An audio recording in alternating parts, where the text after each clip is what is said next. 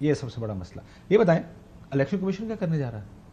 Election commission جو اب تک کرتا آ رہا ہے وہی کرے. دیکھیں حکومت نے ان کو پورا مواد دے دیا ہے, انہوں نے قانون سازی کر دی, 2 خط لکھ دیا اسپیکر نے اور کہا کہ جناب یہ سیٹیں ہماری ہیں.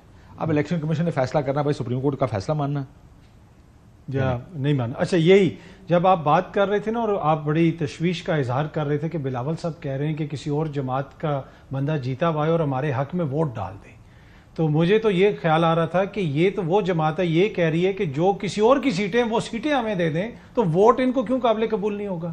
یہ تو دوسروں کی سیٹیں لینے کی جنگ لڑ رہے ہیں. فاروق ایش نائک صاحب پشاور ہائی کورٹ تک گئے, یہ سپریم کورٹ تک گئے, تو یہ تو کہہ رہے ہیں کہ جس دوسروں کو جو ووٹ عوام نے دیا ہے اس کی سیٹیں بھی ہمیں دے دیں. اور دوسرا ایک اور ایشو ہے, دیکھیں آج آپ کی یوز میں ایک لیگیلٹی کا ایشو بھی ہے. لیٹس بی آنسٹ ہے, ادھر بھی تو لیگیلٹی. آئی انڈرسٹینڈ کہ سیٹیں نہ ادھر جاتی ہیں نہ ادھر آتی ہیں, یہ بھی ہے نا کہ آپ کو یہ کرنا ہے اگر آپ کو سیٹیں چاہیے, یہ لکھا ہوا ہے قانون میں, یہ میں نہیں کہہ رہا. جی جی, یہ ایک مورل پولیٹیکل پوزیشن اپنی جگہ, لیکن ایک قانونی پوزیشن بھی ہے. اور قانونی پوزیشن یہ آپ نے یہ چیزیں دینی ہے, لسٹ دینی ہے, ایز اے پولیٹیکل پارٹی آپ نے یہ لوازمات پورے کرنے ہیں, تب آپ کو سیٹیں ملیں گی.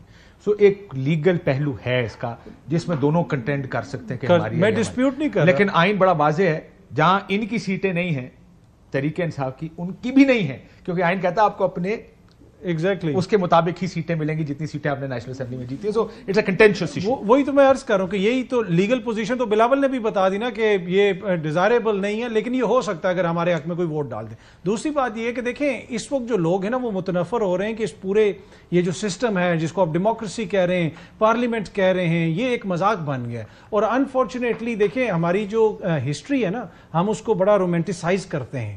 یہاں پہ بیکن آف جو ڈیموکریسی ہے وہ ہمیں بتایا جاتا ہے, اس لیے کہ ہم بدقسمت اتنے کہ حقیقی جمہوریت تو کبھی ایکسپیرینس نہیں کی, تو پیپلز پارٹی کو لوگ بڑا اوپر رکھتے ہیں. لیکن پیپلز پارٹی کی جو اپنی ہسٹری ہے, اب جس طریقے سے جو بھٹو صاحب الیکشن جیتے یا شیخ مجیب الرحمان جیتے, وہ ہمیں نہیں پتا کیا تھا کہ جس طریقے سے انہوں نے حکومت سنبھالتے ساتھ ہی عطا اللہ مینگل کی حکومت کو فارغ کیا, گورنر راج وہاں پہ لگایا, جو کچھ یہ لوگ کرتے رہے اپنے دور میں, وہاں پہ آپ کو کہیں پہ ڈیموکریسی نظر آئی. لیکن انفارچونیٹلی ہمارے پاس کچھ اور سیلیبریٹ کرنے کو ہے ہی نہیں ہے, تو اس لیے ہم ان کو, but I think that's a very, I understand that there are problems. So federal there are problems, لیکن بہت ساری اس میں 30 سال آپ کا ملک بغیر آئین کے چلتا رہا. اس شخص کو یہ کریڈٹ دیجئے کہ اس نے اس ملک کو آئین دیا جس نے آج تک اس فیڈریشن کو جوڑ کے رکھا, اور آج ہم اسی آئین کو برباد کرنے چلے ہیں اور فیڈریشن اور جو قومی یکجہتی ہے اس کو زق پہ زق پہنچا رہے ہیں.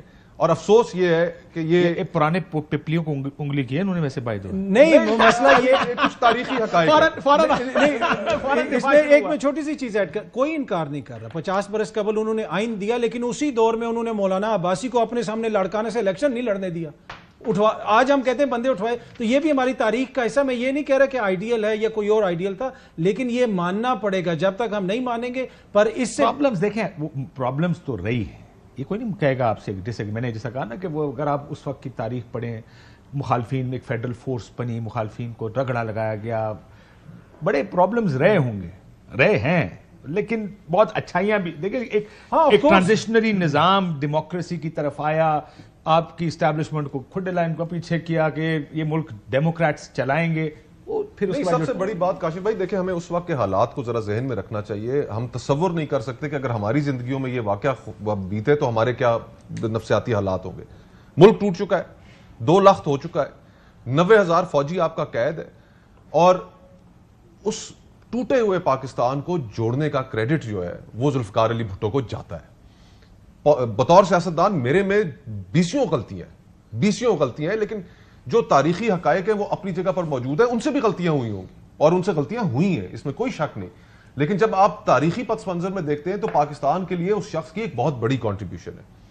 اور پھر جس سے ان کو گزرنا پڑا, یعنی کہ بات صرف ڈیموکریسی کی تھی نا, کہ جس کے اوپر جنرل ضیاء جو ہے, being a Bhutto fan, growing up being a Bhutto fan, let me also say because I come from a very very strong people's party, I'm sure brother knows it. لیکن بعد میں پڑھنے میں پتا چلا کہ پرابلمز ہی لیکن پرابلمز تھیں اور جس کا ذکر آپ کر رہے ہیں مطلب کہ آپ دیکھ لینا ایوب خان کے دور سے آپ کی سیاست کہاں سے کریڈٹس بھی بہت کریڈٹس بھی بہت ہیں. اور آپ نے کہہ دیا پیپلز پارٹی کے فین, ہمیں بھی گٹی میں ہی بچپن سے پیپلز پارٹی پلائی گئی تھی, تو یہ ایشو نہیں ہے. بدبختی ہے پیپلز پارٹی کی کہ if you look around and the number of people جو کہ تھے پرو پیپلز پارٹی, جن کو آپ نے دھکے دے دے کے اپنی پالیسیاں, اپنی پالیٹکس, اپنی گورننس کی وجہ سے خلاف کیا, یہ بھی کمال ہے. آج لیفٹ کی سیاست کدھر ہے؟ کدھر گئے؟ رائٹس کی پالیٹکس, اصولوں کی سیاست. بریک لے لوں, بریک کے بعد واپس آتے ہیں اس کے اوپر مزید بات کرتے ہیں. کیا کل الیکشن کمیشن آف پاکستان اگر ایک فیصلہ دے دیتی ہے پھر کیا ہو؟ وہ کہیں کہ جی یہ سیٹیں حکمران اتحاد کو دے رہے ہیں, سپریم کورٹ جانے ہم جانے. ڈیفائنس تو ہے سسٹم میں, اور ڈیفائنس اس لیے آ رہی ہے کہ پیچھے کسی نے ہاتھ بھی رکھا ہوا. دین واٹ ہیپنس؟ ایک بریک لیتے ہیں.